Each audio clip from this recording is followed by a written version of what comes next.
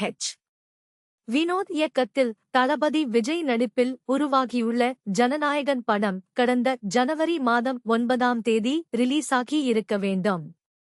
Censor board படத்தின் வெளியீட்டுக்கு 3 நாட்களுக்கு முன்பு சான்றிதழ் வழங்க மறுப்பு தெரிவித்து டிவேசிங் கமிட்டிக்கு பரிந்துரை செய்ததால் தயாரிப்பு நிறுவனம் நீதிமன்றத்தை நாடியது.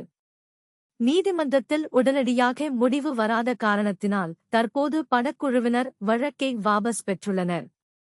மேலும் தற்போது ஜனநாயகன் திரைப்படத்தை ரிவைசிங் கமிட்டிக்கு அனுப்பியுள்ளனர்.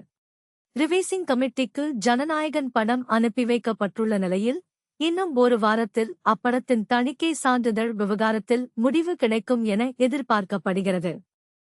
பிப்ரவரி இறுதிக்குள் ஜனநாயகன் படத்தை திரையரங்குக்கு கொண்டுவர தயாரிப்பு நிறுவனம் முடிவு செய்துள்ளது. சென்சார் போர்டு முடிவு எப்படி வரப்போகிறது என்பதை பொறுத்திருந்து பார்ப்போம்.